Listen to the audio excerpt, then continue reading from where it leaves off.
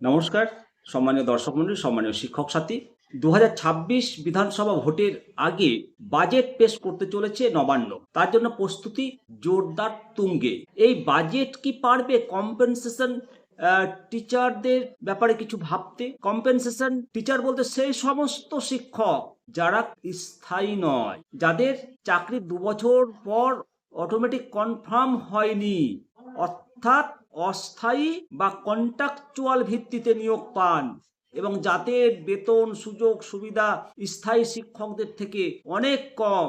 এই ধরনের শিক্ষকরা প্রায় তারা নির্দিষ্ট সময়ের জন্য বা নির্দিষ্ট প্রকল্পের জন্য তারা নিয়োগ পান। এই বাজেট কি তাদের নিয়োগ প্রক্রিয়া, তাদের বেতনের সুযোগ সুবিধা, কাজের নিরাপত্তা, তাদের জন্য প্রশিক্ষণ, তাদের উন্নয়ন, এগুলো কি ভাববে?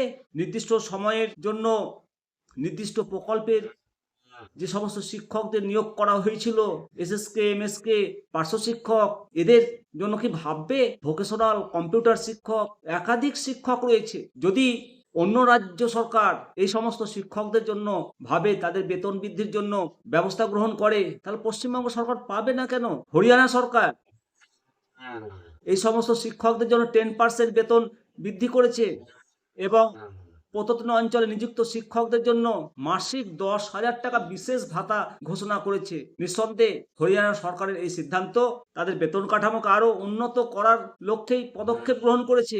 তাহলে পশ্চিমবঙ্গ সরকার কেন পারবে না? মধ্যপ্রদেশ সরকার, মধ্যপ্রদেশের মুখ্যমন্ত্রী মাননীয় মোহন যাদব ঘোষণা করেছেন যে প্রায় 1.5 লক্ষ শিক্ষক 2025-26 অর্থবর্ষ থেকে চতুর্থ পে স্কেলের সুযোগ সুবিধা পাবেন, এবং এই সিদ্ধান্তের জন্য রাজ্য সরকারকে বছরে অতিরিক্ত 1,117 কোটি টাকা খরচ করতে হবে। অপরদিকে দিল্লি হাইকোর্টের রায়, দিল্লি হাইকোর্ট বেসরকারি স্কুলের শিক্ষকদের বেতন সম্পর্কিত একটি গুরুত্বপূর্ণ রায় বলেছে যে বেতন নির্ধারণের জন্য গঠিত কমিটি বিচারিক ক্ষমতা প্রয়োগ করতে পারবে না। আদালত বলেছে যে শিক্ষকদের বেতন নির্ধারণের জন্য যথাযথ প্রক্রিয়া অনুসরণ করতে হবে। মহারাষ্ট্র সরকার চুক্তিভিত্তিক শিক্ষকদের বেতন বৃদ্ধি করেছে, তবে অনেক শিক্ষকই এই বৃদ্ধিটাতে সন্তুষ্ট নন। দেশ জুড়ে শিক্ষকরা বিভিন্ন দাবিতে আন্দোলন করছে। চাকরির নিরাপত্তা, বেতন বৃদ্ধি, নিয়োগ সংক্রান্ত জটিলতা দূর করার দাবি করছে। এই পরিস্থিতিতে 2025-এর শেষ লগ্নে 2026-এর প্রারম্ভে যে বিধানসভা ভোট, তার আগে যে বাজেট, এই বাজেটে অবশ্যই কম্পেনসেশন শিক্ষকদের ব্যাপারে ভাবুক রাজ্য সরকার। তাদের বেতন বৃদ্ধির জন্য, তাদের চাকরির নিরাপত্তার জন্য, তাদের স্থায়ীকরণের জন্য বাজেটে বরাদ্দ করা উচিত।